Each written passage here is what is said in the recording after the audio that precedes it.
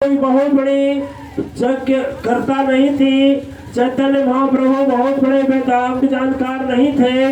भक्त प्रहलाद किसी यूनिवर्सिटी से जाके दर्शन शास्त्र का डिग्री नहीं लाए थे।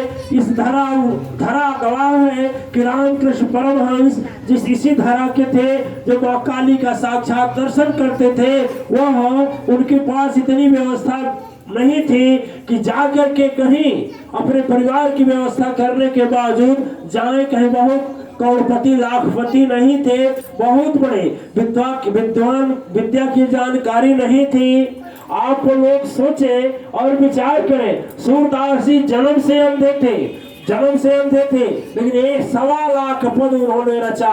और जिनके पदों में इतनी शक्ति है कि आज भी यदि उसका गायन किया जाए तो भगवान कृष्ण का रूप झलकने लगता है।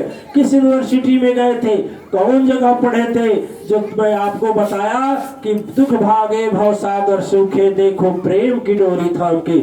सूरदास जी प्रेम की डोरी थामे हुए थे, आंख से दिखाई नहीं देता था। एक बार की घटना हुई कि रास्ता पकड़े चले जा रहे थे, एक कुआं था, कुआं में गिर गए। अंधा कुआं था, कुआं में पानी नहीं था, कुआं कुछ पट चुका था।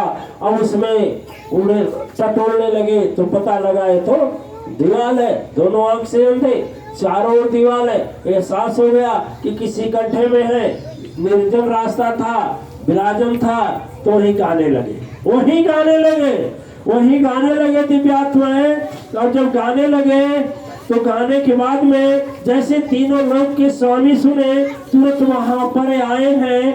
बाला रूप धरे प्रभुवर, जैसे सूरदास अपने मन में बसाए हैं। वीर रूप नहीं धारण किए, 5-6 साल के बच्चे बन गए। और 5-6 साल का बच्चे बन करके बोले, बाबा इसमें क्या कर रहे हो? कहा कुछ नहीं कर रहा हूँ, मैं तो अपने भगवान कृष्ण का भजन कर रहा हूँ। कहा निकल कर गाइए ना, हम भी सुने। कहा निकले कैसे, मुझे निकालना दो। बोली तो बच्चे की थी, लेकिन प्रभु ने जैसे हाथ बढ़ाया, हाथ खींच लिए, ऊपर खींच लिए। वो सोचे कि 5 वर्ष का बच्चा हमें बाहर निकाल सकता है, ऐसा कैसे हो सकता है। अब बांह पकड़े हुए थे भगवान, और बांह पकड़े हुए भगवान थे, और वे दूसरे हाथ से ज्यों पकड़े, जबरदस्ती छुड़ा करके भाग गए। जब जबरदस्ती छुड़ा कर भाग गए तो सूरदास जी बोले, हाथ छुड़ाए जात हो निर्बल जाने के मोह। प्रेम देखिए कैसा होना चाहिए। हाथ छुड़ाए जात हो निर्बल जाने के मोह, हृदय से यदि जाओ हो तो मर्द बखानो तोल, सबल बखानो तो। आप हाथ छुड़ाकर चले गए, लेकिन मेरे हृदय से जाइए।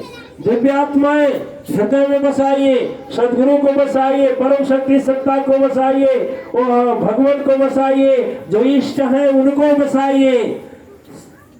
देखिए लास्ट में सूरदास से फिर मुलाकात हुई भगवान से अंतिम समय में, जब दुख में तड़प रहे थे। सूरदास जी गए, और सूरदास जी जब कहे कि मेरा भगवान कहाँ है, अब तो मैं जा रहा हूँ, भगवान प्रकट हुए। पूरे जीवन की तपस्या भरपूर हो गई, भगवान का साक्षात दर्शन किए और बोले, बाबा मैं तुझको आंख देना चाहता हूँ, अभी तक तुझको आंख नहीं मिली।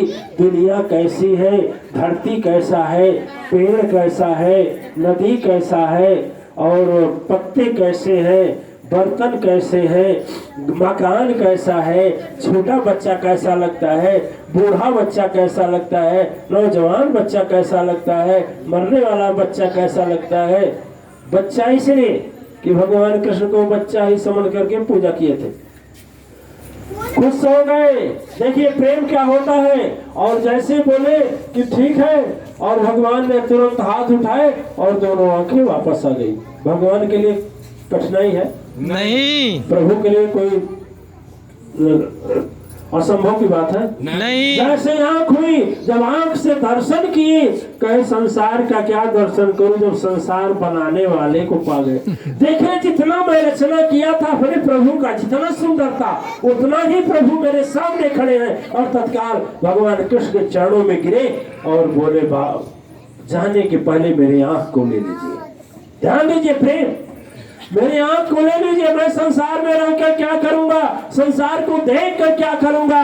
प्रभु यदि जाते हैं तो मेरी आंख को ले लीजिए। भगवान कहे कि मैं लेता नहीं, जो देता हूं मैं लेता नहीं। तो सूरदास जी भी जैसे भगवान अंतर ध्यान होते हैं, वैसे सूरदास जी भी अपने योग के बल से, तपस्या के बल से अपने प्राण का अंतर ध्यान कर दिया, यानी शरीर से प्राण को बाहर निकाल दिया। ये होता है प्रेम दिव्य आत्माएं।